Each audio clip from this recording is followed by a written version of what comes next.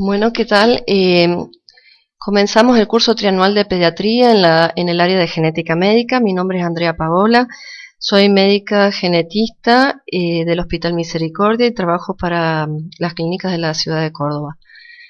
Genética médica, como lo ven en la diapositiva, es una rama de medicina que tiene 4 bases que tienen que ver con el diagnóstico, el asesoramiento, tratamiento y prevención.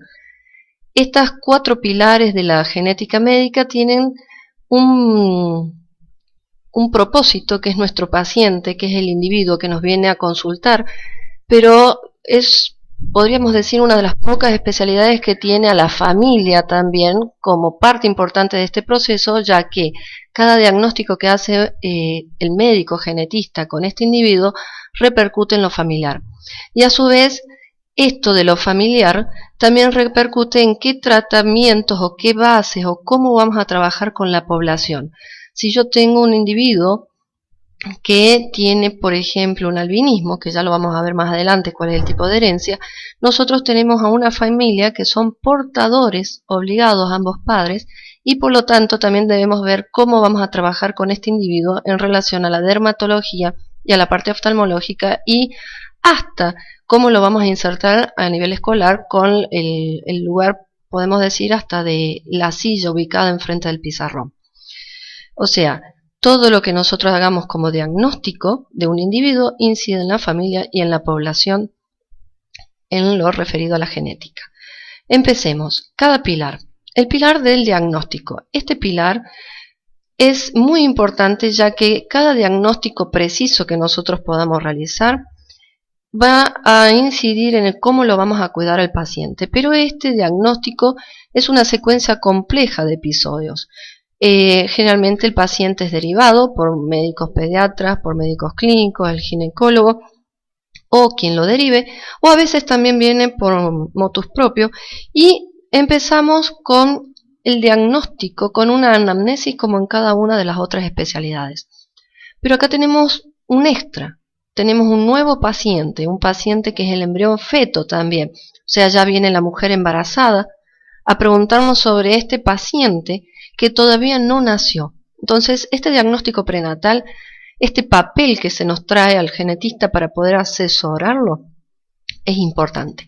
La anamnesis, como en toda otra especialidad, implica preguntar la historia familiar, que debe ser completa, debe ser precisa y hasta a veces pedirle que vengan y retornen a una segunda consulta con la historia de cómo se dio. No hace falta decir, bueno, este es el propósito o los términos que nosotros usamos en genética, sino decir, mi papá, mi mamá, mi hermano, mi tía, la tía abuela, aquella famosa tía que teníamos era más bajita, o podemos decir, bueno, ¿cuántos familiares hubieron de abortos?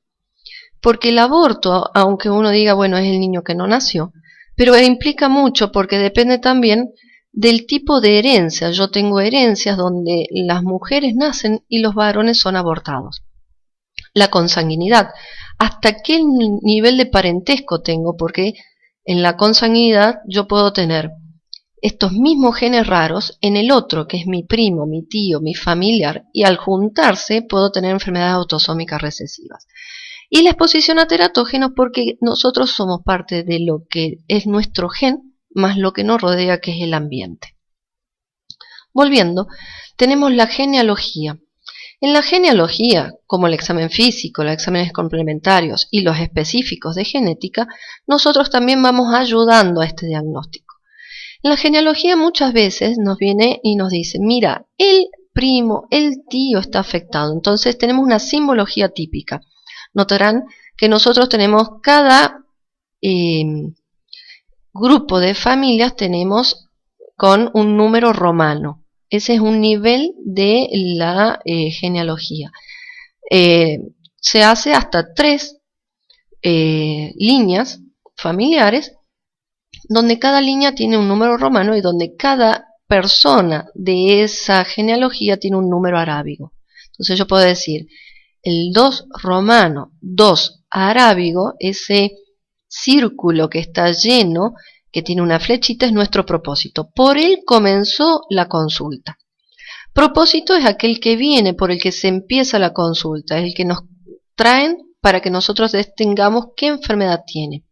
La consanguinidad es con doble línea, el afectado es todo sombreado, los gemelos monocigotos son aquellos que están unidos por un triángulo y una línea entre ellos del mismo sexo, y así cada una de estas simbologías.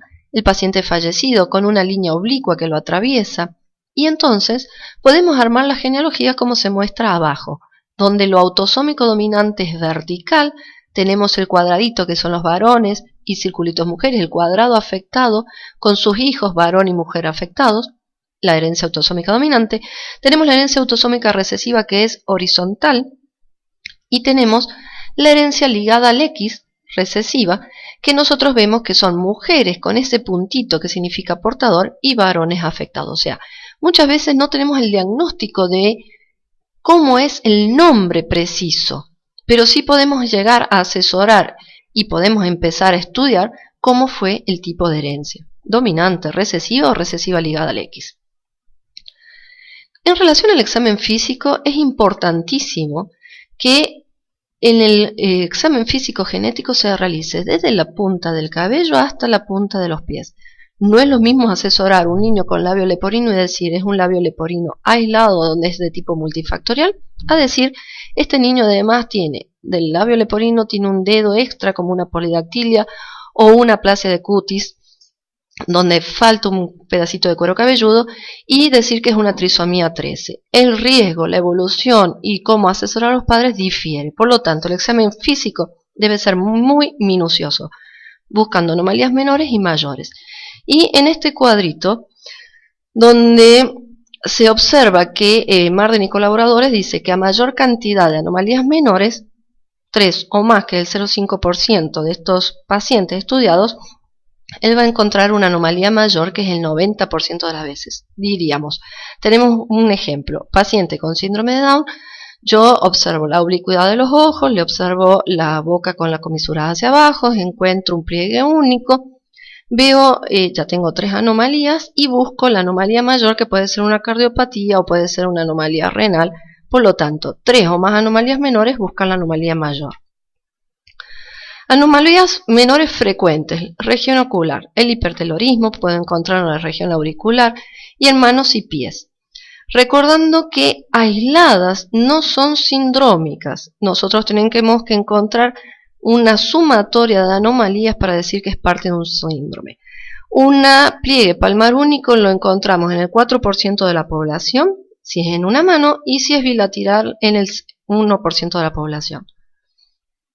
Variantes menores que no deben clasificarse como anomalías. Ustedes pueden encontrar allí las variantes y sobre todo la sindactilia del segundo y tercer ortejo. Ortejo les decimos los dedos de los pies, se consideran ya variantes menores, sin una implicancia genética, sin algo grave.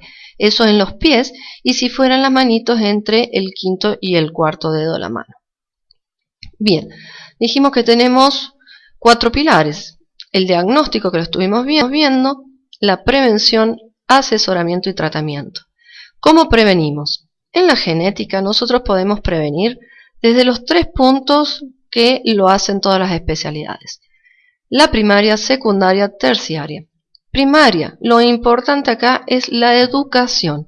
Nosotros debemos educar a nuestra población informando que el 50% de las anomalías genéticas pueden ser prevenibles aproximadamente, o sea, evitar la ocurrencia del defecto congénito. Evitar es preconcepcional, es enseñarle a la población qué puede suceder si no actuamos debidamente en el tiempo correcto. Ejemplo, yo puedo asesorar a la población que madres menores de 37 años, entre los 20 y los 37 años sería el tiempo lógico, por decir de alguna forma, de embarazo. Mayores de 37 años, este riesgo aumentaría para anomalías cromosómicas, siendo el niño con síndrome de Down el más frecuente. Cuando la población en general tenemos un niño cada 500 nacimientos menores de 37 años, este riesgo aumenta a 1 cada 100 cada 40, o sea, madres de 40 años, y un niño cada 12 madres de 45 años.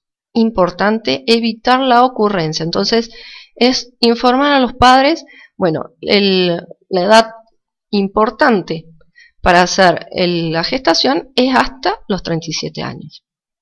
Secundaria. Con el diagnóstico prenatal, evita el nacimiento de un feto con malformaciones. Terapia fetal es una, o el aborto, pero el aborto en la Argentina es ilegal. Por lo tanto, lo que deberíamos hacer es hacer el diagnóstico prenatal y poder mejorarlo con terapias. Ejemplo de esto es, por ejemplo, en la hiperplasia suprarrenal congénita. Nosotros ya tenemos una familia que tiene la hiperplasia suprarrenal congénita como diagnóstico, y en el caso de que en el diagnóstico prenatal sea una nena, podemos hacer la terapia fetal con las hormonas que faltarían. Y en la etapa terciaria es postnatal y ya evitamos las complicaciones y damos calidad de vida. A esto no debemos llegar.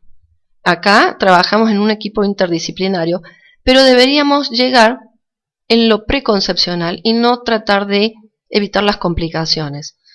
Nosotros tenemos un niño, en otro ejemplo, que es lo preconcepcional, es el ácido fólico, evitaríamos la ocurrencia de los defectos del tubo neural. En el prenatal podríamos hacer la terapia con la cirugía de ese mielomeningocele, y ya es tarde cuando evitamos las complicaciones, por ejemplo, la enuresis, la silla de rueda, la hidrocefalia, aunque trabajemos en el equipo interdisciplinario haciendo neuroquinesio, haciendo psicomotricidad para insertar a ese niño en el trabajo y en la calidad. Ahora bien, ¿cómo clasificamos a las patologías genéticas? Cuando uno llega, el paciente, a la consulta, uno divide a este paciente en si puede ser una anomalía cromosómica, una anomalía génica o multifactorial. Y hay que tener muy en cuenta que si el genetista dice alteración cromosómica no es, el paciente sigue siendo portador de una anomalía genética. Por tener un cariotipo normal, yo no puedo descartar otras anomalías. Entonces, anomalías cromosómicas son las anomalías numéricas o estructurales de los cromosomas y se pueden investigar cada una de estas anomalías a través de la citogenética. En un paréntesis, hacemos que el diagnóstico de las enfermedades genéticas lo puedo hacer con técnicas bioquímicas o técnicas ya específicas de la genética. Técnicas bioquímicas generales o específicas como los errores innatos del metabolismo. En las técnicas especiales yo puedo utilizar citogenética, citogenética molecular o moleculares. Empezando con esta que es la citogenética, que es el estudio de los cromosomas. Se ve la estructura y la herencia. Y eso se notó ya en el año 1956 cuando se describieron los 46 cromosomas que tenemos los humanos por Tigio y Lehmann. Aplicaciones al diagnóstico clínico, al cáncer y al diagnóstico prenatal. El diagnóstico clínico. Nosotros, los genetistas, a pesar de saber que nos toca un niño con síndrome de Down, también le hacemos la extracción para hacer el cariotipo, porque yo tengo que dar un diagnóstico a la familia, confirmar este diagnóstico de síndrome de Down y asesorarlo. ¿Asesorarlo por qué?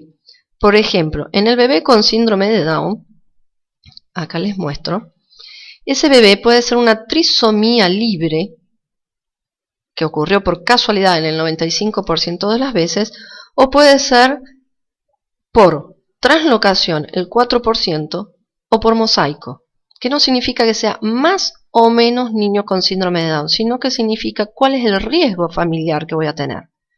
Mientras que la trisomía libre fue casualidad, el mosaico o translocación, hay una causalidad donde yo debo hacer la extracción de sangre hacia los padres y si estos la aportan hacia el resto de la familia.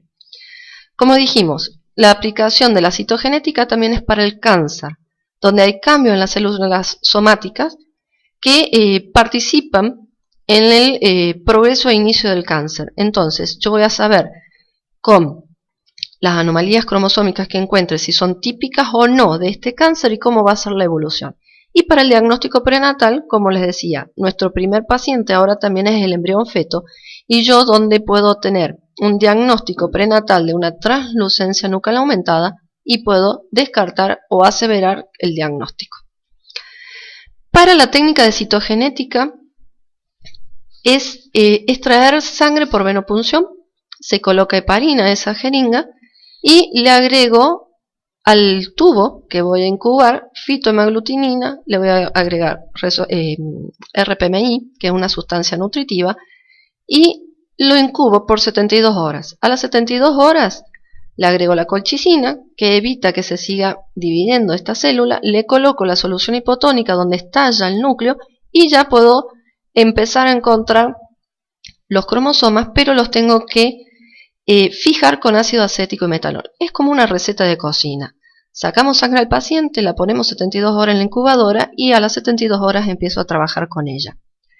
Se pueden hacer técnicas de bandeo y estas son cada una de las bandas que yo encuentro, siendo la más común la de bandeo G, donde ¿qué significa hacer bandeo? Encontrar las huellas digitales de cada uno de los cromosomas.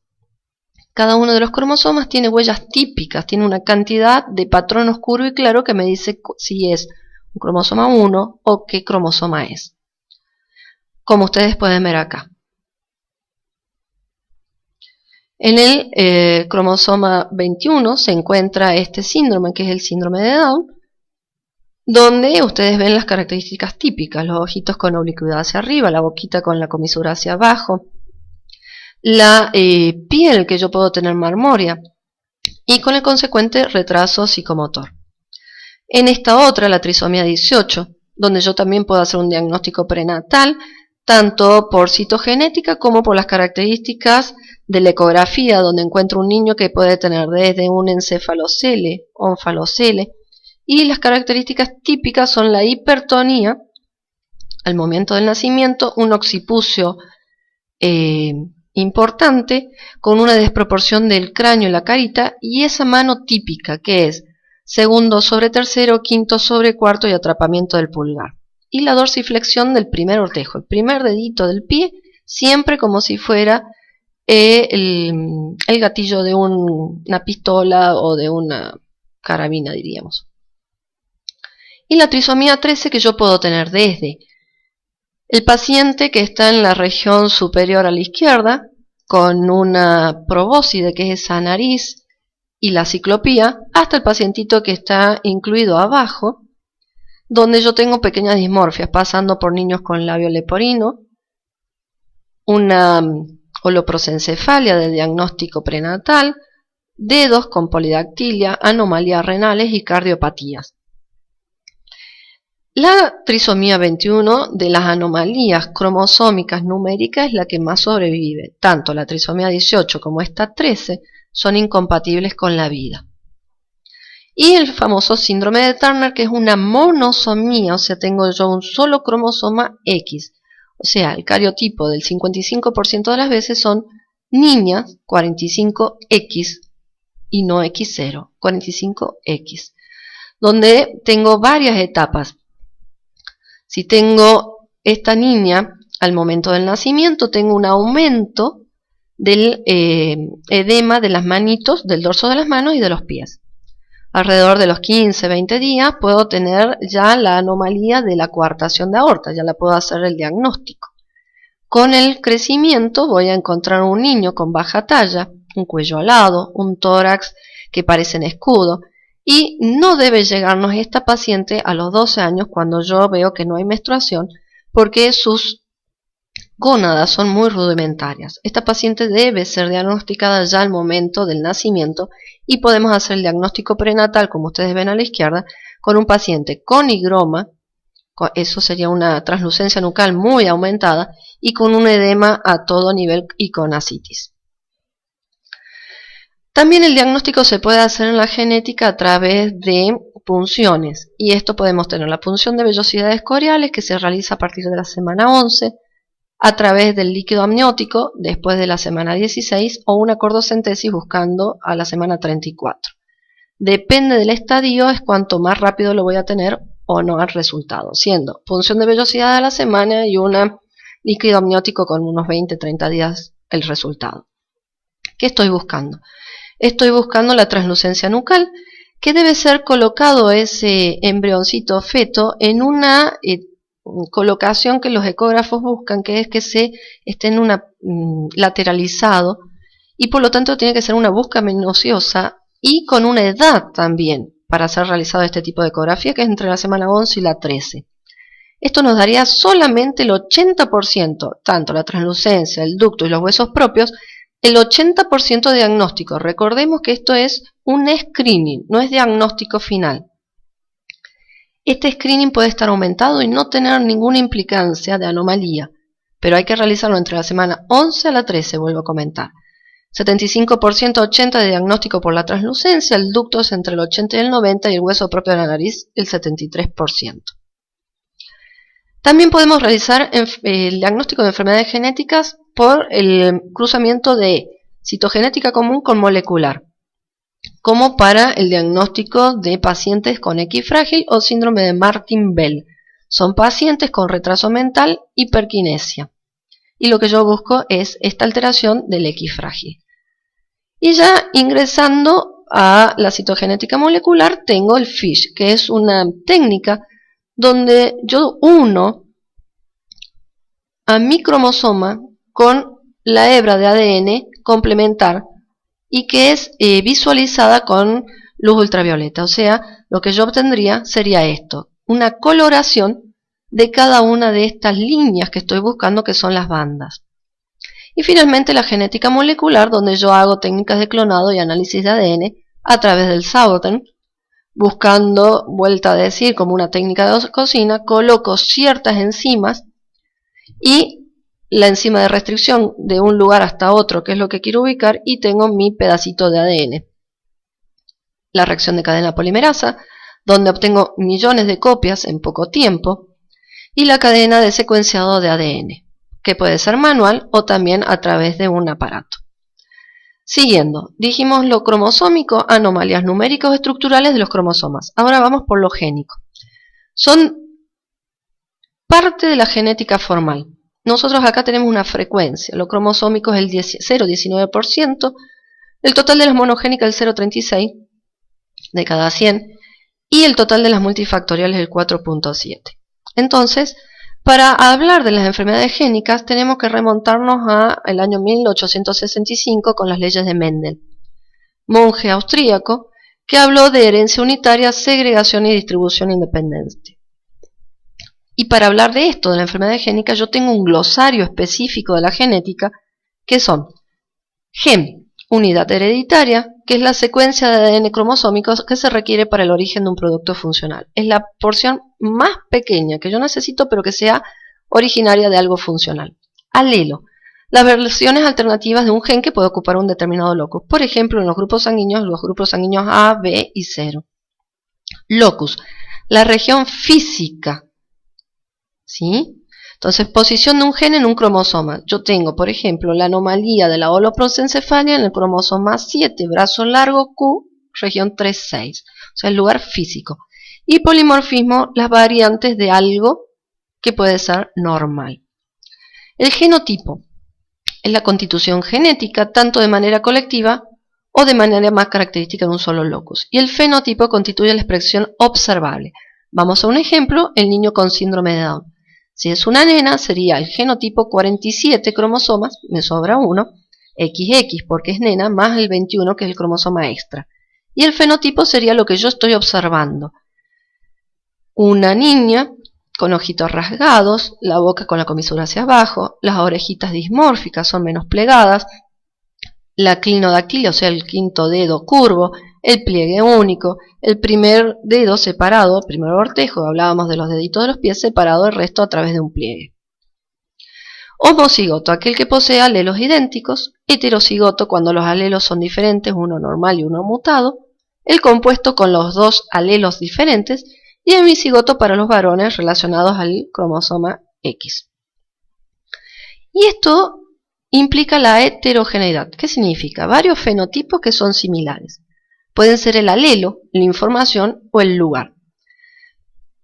La información. Yo tengo pacientes que tienen nombres diferentes, pero fíjense que son similares. El fenotipo es similar. Son niños de fase tosca, con opacidad corneal, con manitos en prensión y en artrogriposis y con retraso mental. Son diferentes informaciones con el mismo fenotipo.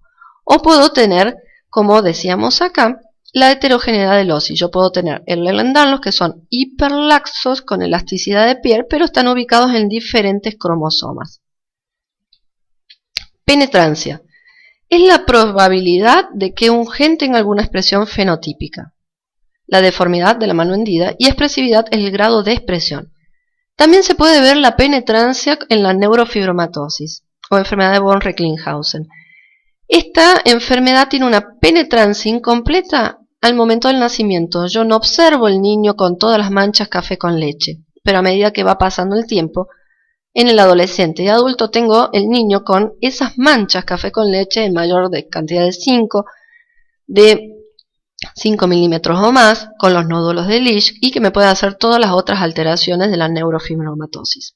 Y el grado de expresión lo podemos emplear con el síndrome de Marfan. Síndrome de Marfan tiene alteración a nivel de esqueleto, oftálmico y cardíaco. A nivel del esqueleto yo puedo tener un pectus excavatum o carinatum. Tengo hiperlaxitud, pero puedo tener una subluxación de cristalino o alteraciones a nivel cardíaco con los prolapsos de las válvulas mitral, por ejemplo, o aneurisma a nivel de la aorta abdominal. Entonces, esta expresividad puede ser de 0 a 100, 100 con las tres alteraciones esquelética, oftálmica y cardíaca, o solamente presentar una altura normal con una subluxación de cristalino o las variantes que ustedes puedan elegir. Anticipación. Este glosario es bastante completo para hablar sobre las enfermedades génicas. Entonces tomamos el ejemplo de la anticipación. Aparente empeoramiento de la condición en generaciones sucesivas. Y tomamos a la distrofia miotónica y tiene mucho relacionado con la edad de inicio.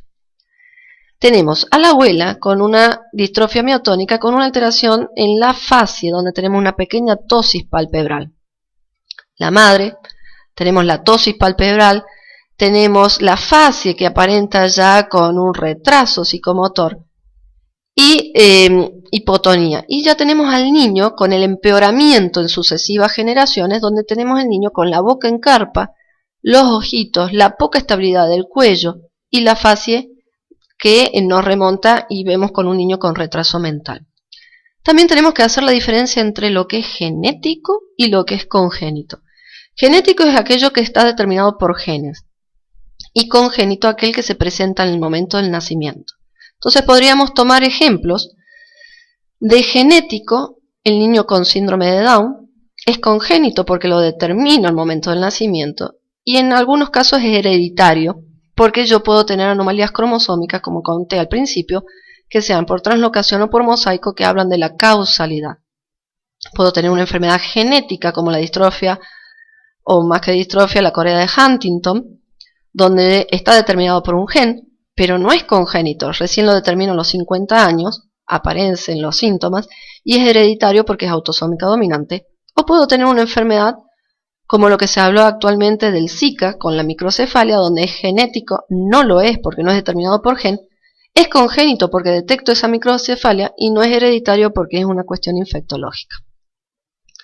Estos son partes de la genealogía y la simbología que yo uso y es muy usada para las partes de las enfermedades génicas. Entonces, los patrones clásicos de herencia monogénica se dividen en autosómicos, por el locus génico, o sea, el lugar físico, que son del cromosoma 1 al 22, y el ligado al X. Estos pueden ser dominantes o recesivos dependiendo de cuántos genes o cómo van a ser afectados.